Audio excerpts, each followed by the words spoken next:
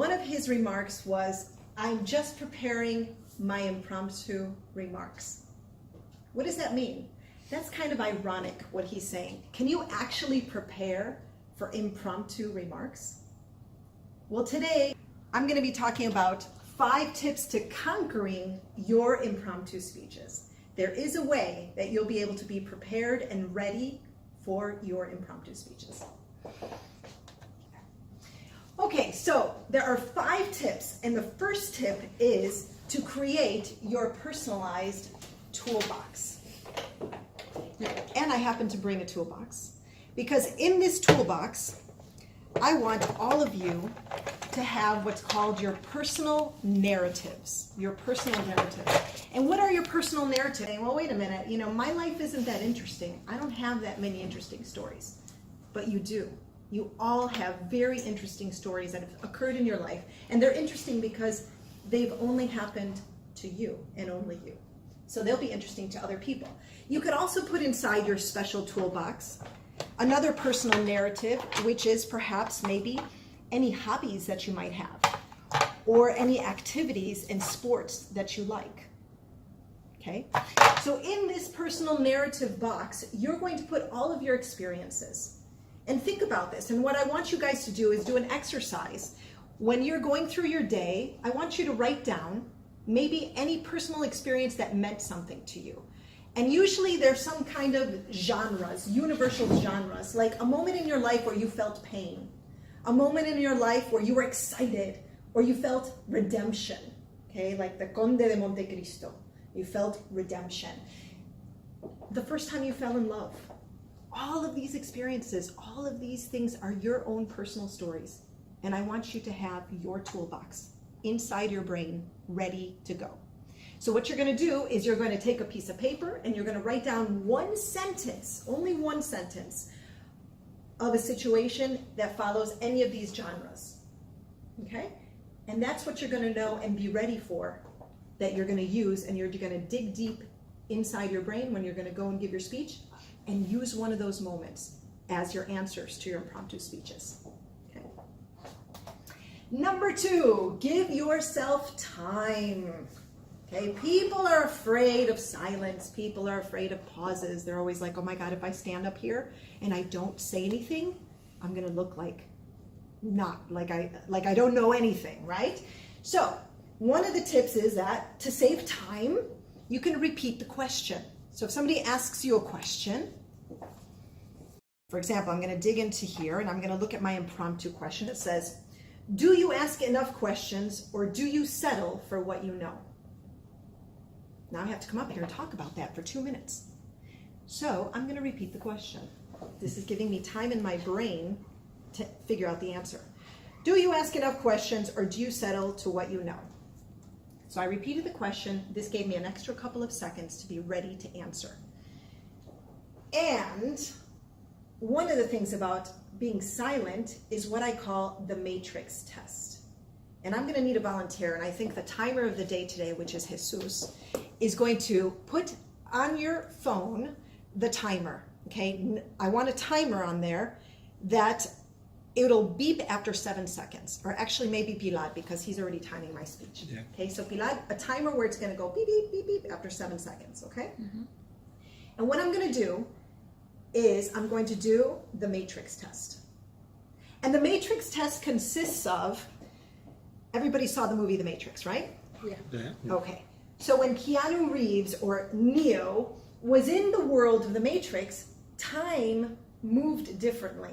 And that's exactly how you feel as a speaker. When you come up here, you feel like time is slow, like you're moving through the matrix, like everything is super at a slow pace. That's why people are afraid to stay here and not say a word for 5 seconds, because 5 seconds feels like 20 minutes, right? But in the real world, which is your world, the audience's world, it's actually 5 seconds is like nothing. It's very fast. It moves by super fast, right? So are you ready, timer? Kind of, yeah. Okay, so when I pick my question, I'm going to say it out loud. I'm going to repeat it twice, and then I want you to time me. Okay? How old would you be if you didn't know how old you are? How old would you be if you didn't know how old you are?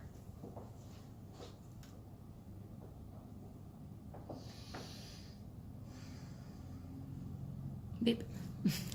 Those were 7 seconds. It's a lot. It's not that long.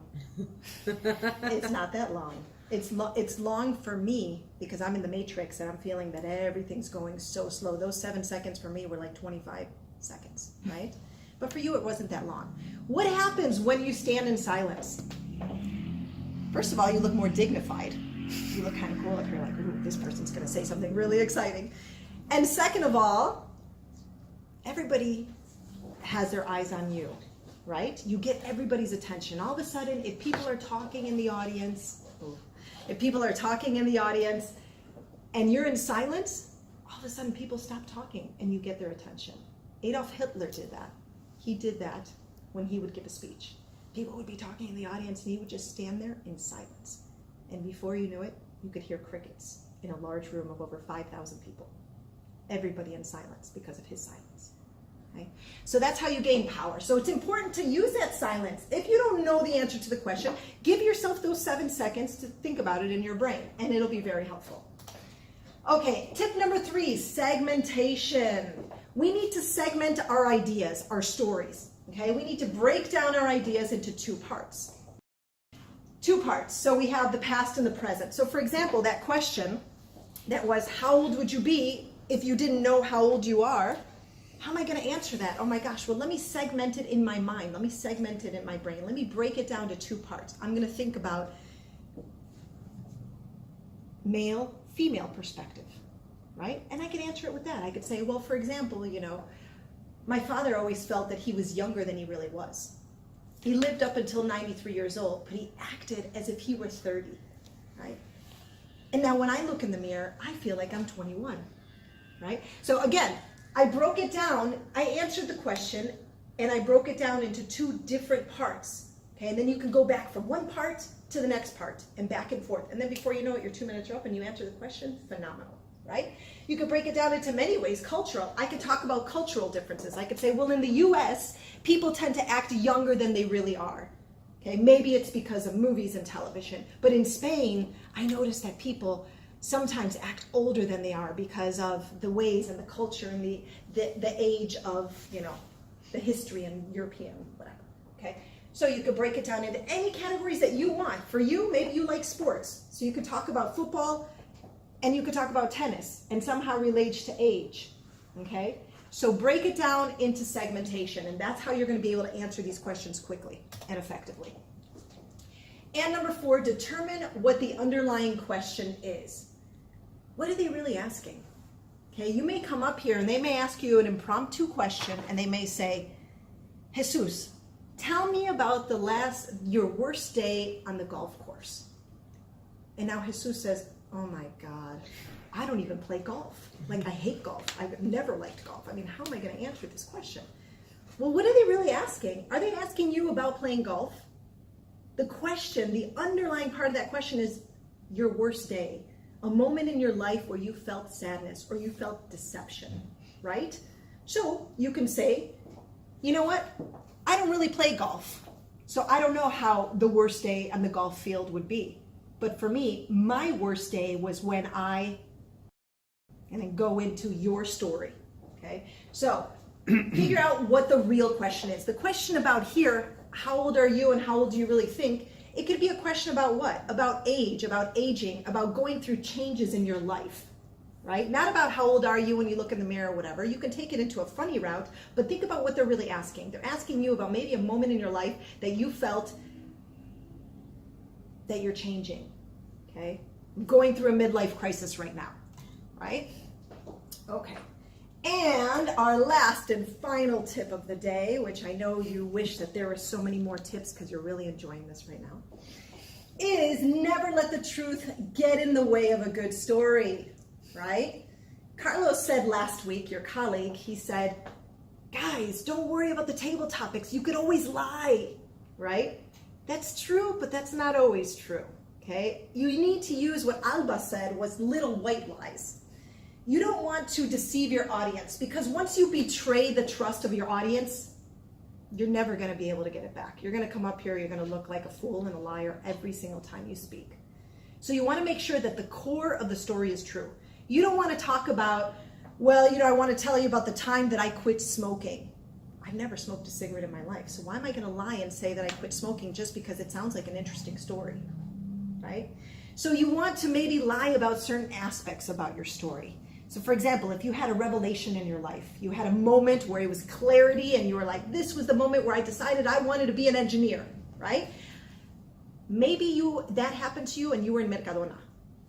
You were in Mercadona and you were grocery shopping, you were getting the milk for the day, and that's not so interesting, right?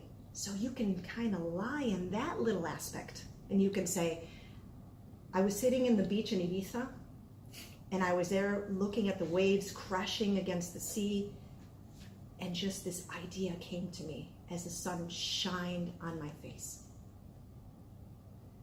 I decided at that moment, I want to be an engineer. Okay, that's a little bit more exciting than saying I was in Mercadona buying bread and buying milk, right? So those are the aspects that you can lie about in your presentation. Not about the core, not about the big part of it, but just little aspects to make it a little bit more fun and more exciting and to paint a better picture. So I hope that these 5 tips today that you guys learned are something that you can put into practice and that you will be like Mr. Winston Churchill and be able to be prepared the next time you are going to give your impromptu speech.